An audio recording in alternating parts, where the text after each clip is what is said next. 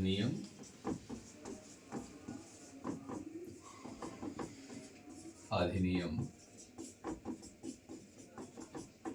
1935। यह जो अधिनियम है, साइमन कमीशन की रिपोर्ट पर 3 गोलमेज सम्मेलन का आयोजन होता है। तो गोलमेज सम्मेलन में कोई ऐसा निर्णय नहीं हो पाया, सरकार ने एक्ट बनाई। यह एक्ट अब तक भारत में जितने भी अधिनियम बनाए गए सरकार के द्वारा सबसे बड़ा एक्ट है। इस अधिनियम में 14 भाग, 321 धाराएं यानी 321 धाराएं और 10 अनुसूचियां यानी शेड्यूल है। इसमें एक प्रस्तावना भी बनाई गई। वही प्रस्तावना को यथावत रखा गया जो भारत शासन अधिनियम 1919 में प्रावधान था। भारत में सबसे पहली प्रस्तावना भारत शासन अधिनियम 1919 में ही आया और उसी प्रस्तावना को भारत शासन अधिनियम 1935 में रखा। फिर भारत जब संविधान बनाया तो प्रस्तावना अलग से बनाई गई, वो अलग विषय वस्तु से वर्णन है, लेकिन प्रस्तावना शब्द का रूप में यहाँ जिक्र हुआ है। अखिल भारतीय संघ के रूप में इसकी स्थापना करने का बात रखा गया कि अखिल भारतीय संघ के रूप में भारत होगी और इसके अधीन देशी रियासत, जितने राजा महाराजाओं के रियासत थे, प्रांत और मुख्य आयुक्त। जो प्रांत 3 प्रकार का यहाँ व्यवस्था था शासन भारतीय क्षेत्र में, देशी रियासत, प्रांत, मुख्य आयुक्त, ये सारी इकाई के रूप में काम करेगा।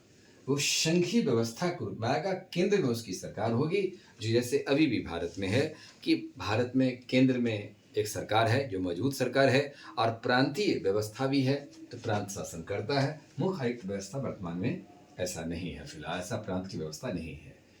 चूंकि 7वां संविधान संशोधन 1956 के तहत जो भी राज्य की श्रेणियां थी वो सब खत्म हो गए, तो नया व्यवस्था परिवर्तन हुआ। लेकिन अखिल भारतीय संघ के भीतर में ब्रिटिश सरकार ने देशी रियासत के राजा महाराजा, प्रांत, मुख्यायुक्त, ये इकाई को अधीन रखा गया। सूची में वर्णित की गई, शासन में कोई तकलीफ नहीं हो। 3 सूची की वर्णन की गई। संघीय सूची में 59 विषय को रखा गया। इस विषय पर कानून बनाने का अधिकार सीधे सीधे केंद्र को दिया गया, यानी केंद्र सरकार इस पर कानून बनाएगी। यानी वायसराय किसी सरकार है केंद्र की, वो सरकार कानून बनाएगी। राज्य सूची में 54 विषय को रखा गया। इस पर राज्य यानी प्रांत कानून का निर्माण करेगा। और समवर्ती सूची जिसमें 36 विषय रखा गया, इस पर केंद्र और प्रांत दोनों ही कानून का निर्माण करेगा। तो केंद्र और प्रांत दोनों को कानून बनाने का अधिकार दिया गया। इन तीनों विषय के अलावा जो निकट भविष्य में विषय उभर कर आएगा उसको अवशिष्ट शक्ति कहा गया। अवशिष्ट शक्ति अंडर कर दिया गया वायसराय के अधीन, यानी वायसराय के अधीन यह कार्य करेगा। अवशिष्ट शक्तियां होगी। इन तीनों विषय के अतिरिक्त जो विषय निकट भविष्य में उभरेगा उस पर कोई केंद्र या प्रांत विवाद नहीं, निर्विवाद रूप से वह वायसराय यानी केंद्र के अधीन रहेगा, जो वर्तमान संविधान में भी है। प्रांतों में द्वैत शासन समाप्त कर दिया गया। केंद्र में भी द्वैत शासन को लागू करने की बात हुई, लेकिन यह व्यवस्था लागू नहीं हुई। केंद्रीय विषय में सुरक्षित और हस्तांतरित 2 विषय रखा गया। तो सुरक्षित विषय के भीतर में गवर्नर जनरल कार्यकारिणी परिषद की सलाह पर कार्य करेगा। केंद्रीय व्यवस्थापिका के प्रति यह उत्तरदायी नहीं होगी। यहाँ एक बात को देखना था कि सुरक्षित विषय के भीतर में गवर्नर जनरल की कार्यकारिणी परिषद के गवर्नर जनरल जो करेंगे काम गवर्नर जनरल, लेकिन कार्यकारिणी परिषद के सलाह पर कार्य करेंगे। लेकिन केंद्रीय व्यवस्थापिका के प्रति कोई रिस्पॉन्सिबिलिटी नहीं होगा, उत्तरदायी नहीं होगा, डिपेंड नहीं होंगे। जबकि इसके अंतर्गत विदेशी मामले, जनजातीय क्षेत्र और धार्मिक रक्षा संबंधी मामले को रखा गया। हस्तांतरित विषय यानी प्रथम सुरक्षित विषय, दूसरा हस्तांतरित विषय, इसमें गवर्नर जनरल मंत्रियों के सलाह पर कार्य करेंगे और लेकिन यह जो होंगे केंद्रीय व्यवस्थापिका के प्रति उत्तरदायी होंगे। लेकिन सुरक्षित विषय में गवर्नर जनरल केंद्रीय विषय के तो उत्तरदायी नहीं होते हैं, यह उत्तरदायी होंगे। यहाँ पर हस्तांतरित विषय पर केंद्रीय व्यवस्थापिका के प्रति उत्तरदायी होना अनिवार्य किया गया। भारतीय शासन अधिनियम 1935 में एक आरबीआई की गठन की गई, संघीय न्यायालय की गठन की गई और संघीय न्यायालय 1937 में गठन किया गया। 11 राज्य था, उसमें से 6 राज्य में द्विसदनात्मक सदन की गठन की गई। इसमें बंगाल, बम्बई, मद्रास, बिहार, संयुक्त प्रांत, असम में रखा। द्विसदनात्मक में था कि वहाँ विधानसभा भी होगी और विधान परिषद भी होगी। तो भारत के संयोगवश अभी भी भारत के 6 राज्य में ही द्विसदनात्मक सदन है और द्विसदनात्मक सदन इससे थोड़ा अलग है। बिहार, महाराष्ट्र, कर्नाटक,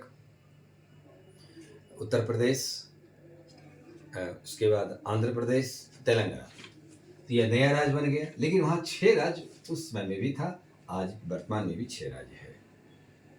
द्विसदनात्मक में विधानसभा भी होगी, विधान परिषद भी होगी। शेष जो राज्य 5 राज्य बच गए, उसमें एक सदनात्मक व्यवस्था, विधानसभा था। यानी शेष राज्य एक सदनात्मक व्यवस्था के रूप में विधानसभा को रखा है।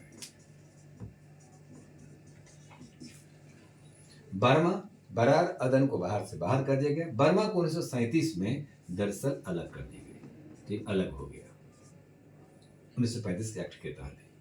उसके बाद दलित, महिला, मजदूर वर्ग के लिए पहली बार निर्वाचन व्यवस्था लागू किया।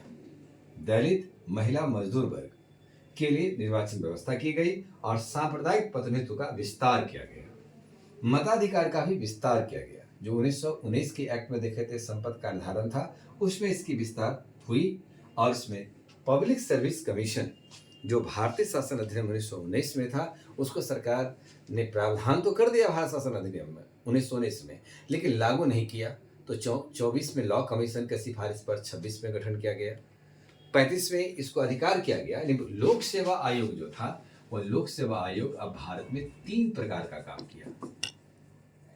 लोक सेवा आयोग, यह आयोग अब 3 प्रकार का हो गया। एक आ जाता है संघ लोक सेवा आयोग, जो वर्तमान में भी है। दूसरा आता है राज्य लोक सेवा आयोग, जो राज्य में होगा। और तीसरा एक आ जाता है संयुक्त लोक सेवा आयोग, कंबाइंड पब्लिक सर्विस कमीशन।